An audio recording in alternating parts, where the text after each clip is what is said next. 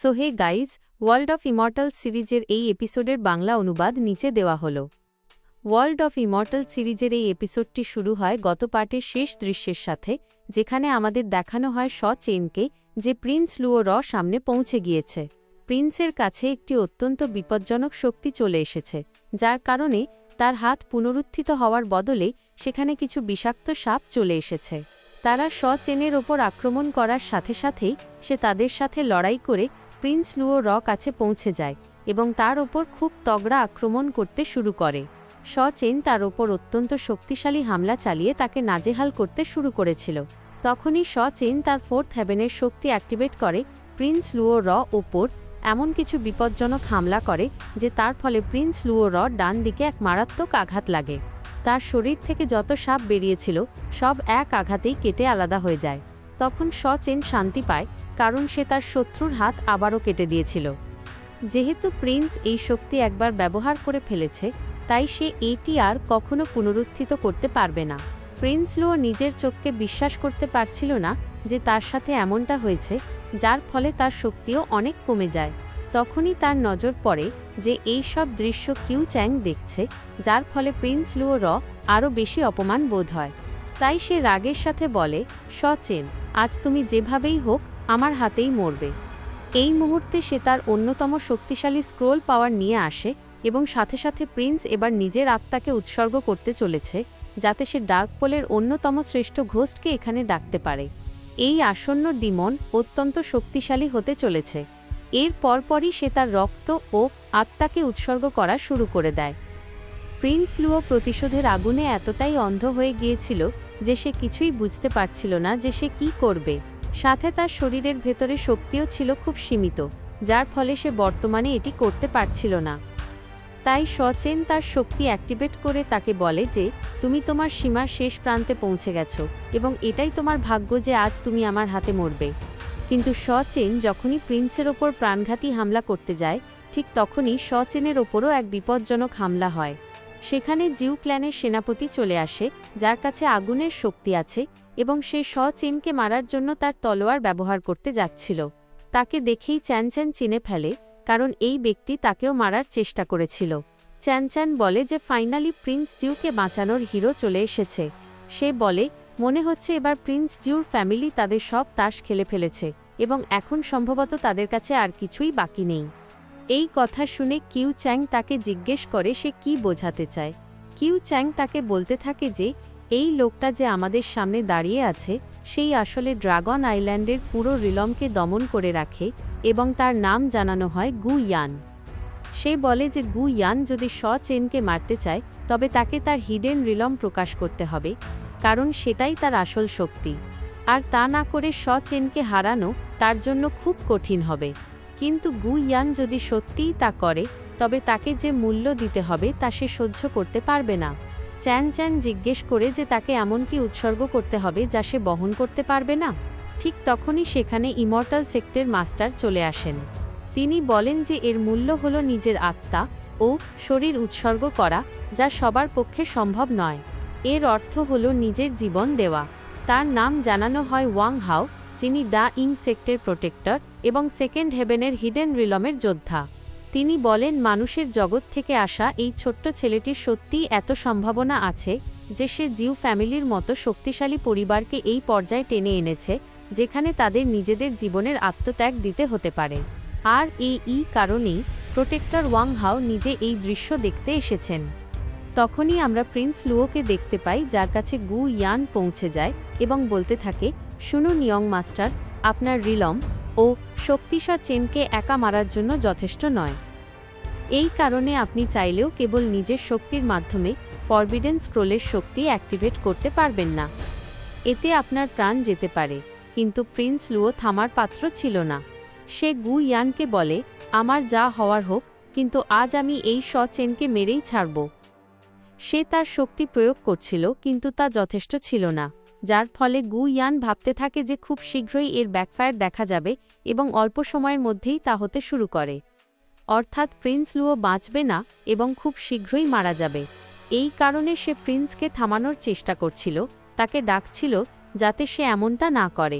কিন্তু তখনই গু ইয়ানের নজরে পড়ে যে সে যে ফরবিডেন টেকনিকটি অ্যাক্টিভেট করার চেষ্টা করছিল তা প্রায় অ্যাক্টিভেট হতে চলেছে। শুধু প্রিন্সের আরও কিছু শক্তির প্রয়োজন ছিল, কিন্তু তার কাছে তা বাকি ছিল না। তাই তার কাছে এখন একটাই পথ ছিল, আর তা হলো নিজের শক্তি ব্যবহার করা। এই কারণে সে দ্রুত এগিয়ে গিয়ে সেই ফরবিডেন স্ক্রোলের ওপর নিজের লুকানো শক্তি ব্যবহার করতে শুরু করে। এটা দেখে গোলু চিৎকার করে বলছিল, প্লিজ আঙ্কেল, এমন করবেন না, কারণ এমনটা করলে গু ইয়ানের প্রাণ চলে যাবে। তখনই গু ইয়ান গোলুকে বলতে থাকে, আমি তোমাকে ঠিকভাবে রক্ষা করতে পারিনি, যার ফলে সব কিছু গড়বড় হয়ে গেছে। এই সব কিছুর পেছনে আমার বড় ভুল আছে, তাই আমাকে আত্মত্যাগ দিতেই হবে। এখন যেহেতু আপনি এটি অ্যাক্টিভেট করতে চান, তাই আমি আমার পুরো শক্তি লাগিয়ে দেব আপনাকে সাহায্য করার জন্য। গু ইয়ান তার সমস্ত শক্তি দিয়ে অবশেষে ফরবিডেন স্ক্রোলের পাওয়ার অ্যাক্টিভেট করিয়ে দেয়, যার ফলে সেখানে একটি অত্যন্ত বিপজ্জনক ঘূর্ণিঝড় তৈরি হয়। এর মধ্যে প্রিন্স জিউ পড়তে থাকে এবং সাথে সাথে স্ক্রোলগুলো তাকে ঘিরে ধরে। সে যে ডিমনকে অ্যাক্টিভেট করতে যাচ্ছিল তার সমস্ত স্পিরিট বাইরে বেরিয়ে আসতে থাকে, কারণ এই ডিমনটি অনেক স্পিরিট দিয়ে তৈরি ছিল। তখনই মাটির ভেতর থেকে একটি অত্যন্ত শক্তিশালী স্পিরিট বের হয়, যা প্রিন্স লুওকে গিলে খেতে যাচ্ছিল। গু ইয়ান তাকে বলে যে প্রিন্স, আপনাকে আপনার পুরো শক্তি লাগাতে হবে।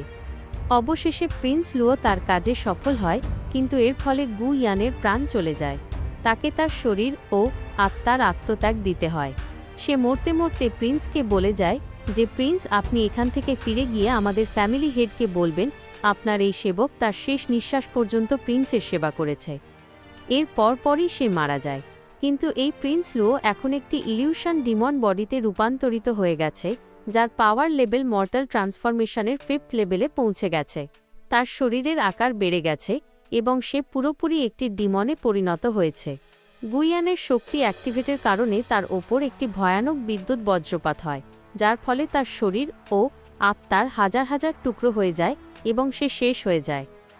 প্রোটেক্টর ওয়াং হাও বলেন যে তোমরা দেখতেই পাচ্ছ তার সাথে কি হয়েছে। হিডেন পাওয়ার অ্যাক্টিভেট করলে এমনই হয়। তবে প্রোটেক্টর ওয়াং হাও র কাছেও এই লেভেলের শক্তি ছিল, তাই সে ভাবতে থাকে যে ভবিষ্যতের ঘটনাগুলোতে তাকেও খুব সতর্ক থাকতে হবে, না হলে তার সাথেও এমনটা হতে পারে। তখনই আমরা শ চেনকে দেখতে পাই যে নিজের চোখে প্রিন্স লুও র রূপান্তর দেখছিল। প্রিন্স লুও যে ডিমনে পরিণত হয়েছে সে তার আঙ্কেল গু ইয়ানকে মনে করছিল এবং সে এখন 5th হেভেন লেভেলের শক্তি পেয়েছে। তাই সে রাগের সাথে বলতে থাকে, শ চেন, তোমাকে এর বদলা নিজের প্রাণ দিয়ে দিতে হবে। আমার আঙ্কেলের জীবনের বদলে তোমাকে নিজের জীবন হারাতে হবে। এই মুহূর্তে তার কাছে অস্ত্র হিসেবে একটি অত্যন্ত বিপজ্জনক ও শক্তিশালী তলোয়ার চলে আসে। সে তার তলোয়ার দিয়ে শ চেনের ওপর আক্রমণ করার সাথে সাথেই শ চেন নিজেকে বাঁচানোর জন্য সামনে একটি স্পিরিচুয়াল শিল্ড নিয়ে আসে। প্রিন্স লুওর পাওয়ার লেভেল বেড়ে গেছে, এটা শ চেন পরিষ্কার বুঝতে পেরেছিল। ডিমন লুও যখন তার বিপজ্জনক স্ল্যাশিং অ্যাটাক করে, শ চেন ডাবল শিল্ড লাগালেও তা কাজে আসে না। শ চেনকে বারবার ক্ষতির সম্মুখীন হতে হচ্ছিল। তখনই প্রিন্স লুও তার দুটি তলোয়ার ব্যবহার করে, যা সে শ চেনকে আঘাত করার জন্য ঘুরিয়ে ছুঁড়ে দেয়। শ চেন সেই আক্রমণ ডজ করলেও তলোয়ারগুলো দ্রুত ডিমন লুও র কাছে ফিরে যায় এবং সে আবার আক্রমণ শুরু করে। এই লড়াই অত্যন্ত বিপজ্জনকভাবে এগোচ্ছিল, যার মোকাবিলা করতে শ চেনের অবস্থা খারাপ হতে শুরু করে। সে নিজেও ভাবতে থাকে যে এই ব্যক্তির কাছে যে শক্তি এসেছে তা মোকাবিলা করার জন্য তাকে কোনো উপায় বের করতেই হবে। প্রিন্স লুও তার পুরো শক্তি দিয়ে শ চেনকে মারার চেষ্টা করছিল। শ চেনের সুপারফাস্ট রিফ্লেক্সের কারণে সে ডিমন লুও র প্রতিটি অ্যাটাক ডজ করতে পারছিল এবং নিজেকে রক্ষা করছিল। শ চেন সুযোগ পেয়ে ডিমন লুও র মুখে ডাবল কিক মারে, কিন্তু তাতে তার কিছুই হয় না, বরং সে শক্তি আরও বাড়িয়ে ডাবল তলোয়ার দিয়ে স্ল্যাশিং অ্যাটাক করে। এই দৃশ্য দেখে শ চেন বলে যে এই লোকটা 4th লেভেল অনেক আগেই পার করে গেছে। এরপর সে তার প্রতিটি হামলা ডজ করে সামনে এগোতে থাকে। প্রিন্স লুও এমন এক পর্যায়ে পৌঁছে গিয়েছিল যেখানে তার শরীর প্রায় অবিনশ্বর হয়ে গিয়েছিল। শ চেন তার 4th লেভেলের শক্তি দিয়ে এই শরীরে তাকে কখনো হারাতে পারবে না, তাই সে ডজ করার পাশাপাশি কোনো ফন্দি বের করার চেষ্টা করছিল। তখনই তার নজর পড়ে ডিমন লুও র ডার্ক এনার্জির ওপর। তার মাথায় একটি ভালো প্ল্যান আসে এবং সে সাথে সাথে চারদিকে দৌড়াতে শুরু করে এবং একটি ফরমেশন তৈরি করতে থাকে। সে ছোট ছোট আকারে ফরমেশনটি তৈরি করছিল যাতে ডিমন লুও বুঝতে না পারে। ডিমন লুও রাগের মাথায় শুধু আক্রমণ করেই যাচ্ছিল। সে আশেপাশের সবকিছু তছনছ করে দেয়। ডিমন লুও আরও রেগে গিয়ে একটি অত্যন্ত শক্তিশালী ও বিপজ্জনক কঙ্কাল হাজির করে, যার কাছে ভয়ানক শক্তি ছিল। সেখান থেকে একটি এনার্জি বিম শ চেনকে লক্ষ্য করে ফায়ার করা হয়। তা আটকানোর জন্য শ চেন তার স্পিরিচুয়াল রিংস দিয়ে তৈরি ফরমেশন ব্যবহার করে, কিন্তু সেই ডার্ক এনার্জি বিম ছিল অত্যন্ত বিপজ্জনক। প্রিন্স লুও শ চেনকে বলছিল, যদি সাহস থাকে তবে ফাইট করে দেখাও। এখন তোমার মধ্যে কি শুধু পালিয়ে বেড়ানোর শক্তিই বাকি আছে? শ চেন তাকে বলে যে, যদি তোমার সত্যিই তাই মনে হয় তবে চলে এসো, এবার সরাসরি লড়াই হবে। এরপরেই ডিমন লুও শ চেনের ওপর আক্রমণ করতে আসে, কিন্তু শ চেন এই এরিনার ঠিক মাঝখানে তার ফাইনাল ফরমেশন অ্যাক্টিভেট করে দেয়। ডিমন লুও যখন এটা বুঝতে পারে ততক্ষণে অনেক দেরি হয়ে গেছে। শ চেন যেখানে যেখানে ফরমেশন তৈরি করেছিল সেই সব জায়গা ভরে যায় এবং ফরমেশনগুলো একে অপরের সাথে কানেক্ট হতে শুরু করে।